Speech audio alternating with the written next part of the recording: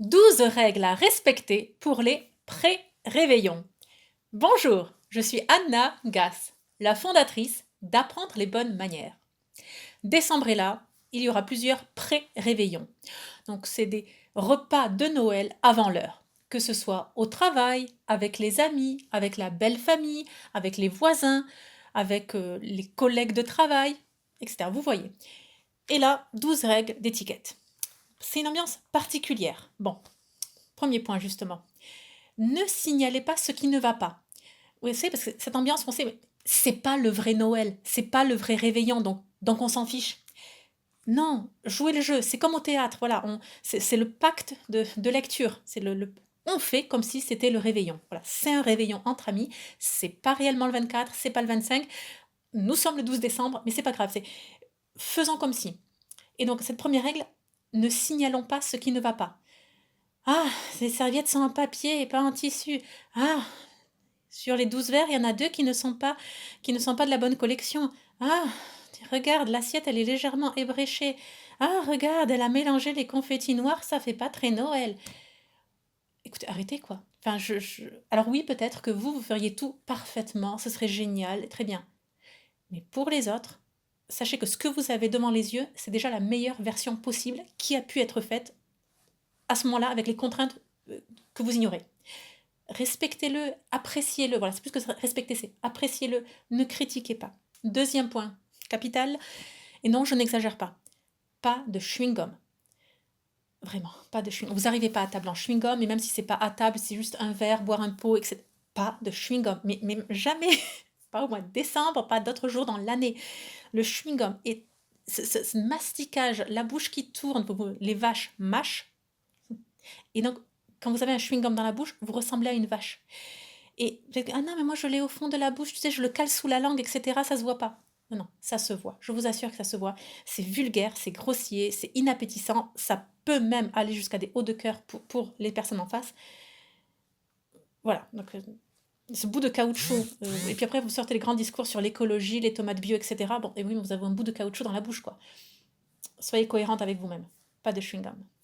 Troisième point essentiel. La serviette de table n'est pas une pochette à portable. La serviette de table sert à s'essuyer les coins de la bouche.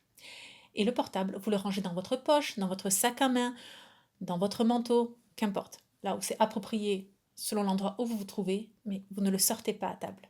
Et c'est pas parce que c'est pas un vrai réveillon qu'on peut se permettre quelques petites exceptions. Non. Quatrième point, ne critiquez pas l'organisation. Alors justement, c'est souvent le cas parce que dans le monde professionnel ou autre, c'est pas vous qui avez organisé, c'est quelqu'un d'autre et vous dites, et moi j'aurais mieux fait, j'aurais fait mieux, etc. Ah, il aurait mieux valu, tu aurais dû, etc. C'est le mois de décembre, aucune phrase ne devrait commencer par tu aurais dû. D'ailleurs, les 11 autres mois de l'année, c'est la même chose. Faites ce que vous avez à faire, mais arrêtez de dire aux autres ce qu'ils auraient dû faire. Point. Ne critiquez pas l'organisation des autres, la gestion des autres. Oui, on sait, il y a toujours des choses qui peuvent être mieux faites. Mais là, écoutez, le plastique, tant pis, on critique pas le plastique, on critique pas parce que c'est jetable, on critique pas ci et ça. Soyez positif. Et si vous n'avez rien de positif à dire, écoutez. Cinquième point. Stop à la question qu'as-tu commandé pour Noël? Déjà, cette question, elle est vraiment contestable lorsqu'on parle aux enfants, même adolescents. Mais alors, entre adultes, on frise les sommets du ridicule. Qu'as-tu commandé pour Noël? Sérieusement, Anna, 30 ans, qu'est-ce que j'ai commandé au Père Noël? Bon, écoutez, à mon âge, c'est bon, je sais ce qu'il en est, d'une part. D'autre part, je commande à mon mari?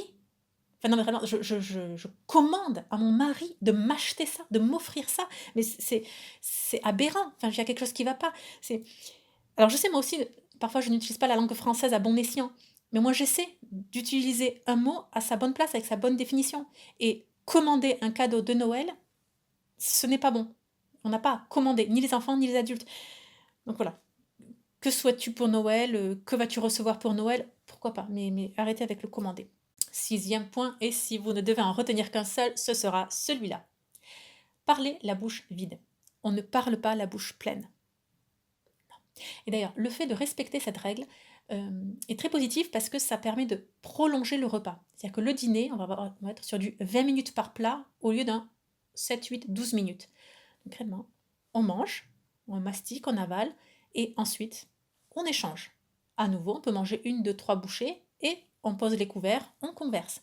Grâce à ça, petite astuce toute simple, l'ambiance de la table va changer, le rythme va ralentir, on va être plus posé, plus à l'écoute. Les conversations elles seront plus profondes parce qu'on sera moins sur le côté speed, on se dépêche, on mange, on se gare, et je te coupe la parole. 7e point. Ce dîner de pré-réveillon n'est pas un bilan de compétences. On n'est pas non plus là pour évaluer est-ce que vous avez droit à une prime de fin d'année, que ce soit dans le milieu professionnel ou amical. Voilà, les bilans de l'année, on les fait plus tard, on les fait après Noël, ou on les fait en janvier, voilà. Mais là, le but, c'est un moment de convivialité, justement en dehors du travail. Voilà. L'esprit de Noël, ce n'est pas un esprit professionnel, c'est un esprit familial, joyeux, insouciant. Il y a cette magie, cette féerie de Noël. Donc, même dans le cadre privé, c'est pas le bilan du couple de l'année. Non, voilà. 8e point. Ne critiquez pas le côté kitsch de Noël. La décoration kitsch du restaurant, la décoration kitsch des serviettes en papier, si vous êtes dans le hall d'entrée de votre entreprise. Ok, ça fait partie du jeu, d'accord, et gardez cette cohérence aussi, parce que 3 jours plus tard, vous allez acheter le même truc kitsch, mais pour chez vous. Donc, juste, ne le critiquez pas. Tant pis, c'est comme ça, on vit dans ce monde-là. Vous ne l'approuvez peut-être pas, mais ce n'est pas une raison pour le critiquer devant ceux qui l'apprécient. 9e point. Là, c'est valable pour les pré-réveillons de Noël, mais pas pour le jour J, pas pour les réveillons. Lors du réveillon de Noël, vous allez respecter les règles imposées par la maîtresse de maison, vous n'allez pas aider. En tout cas, on voit. Pour les pré-réveillons, en fait, si, vous allez aider à faire la vaisselle, mettre la table, aider pour le service du vin, aider pour le nettoyage, etc. Parce que là, et là, on va apprécier votre aide. On va apprécier ce petit coup de main en plus. Voilà, parce qu'il n'y a jamais assez de personnes qui aident. Vraiment, tout le monde veut partir, s'enfuir, et personne ne règle l'addition, ni même s'occupe de cette intendance non réjouissante à la fin. Passer un coup de balai, passer le coup d'éponge, ranger, ça, personne ne veut le faire.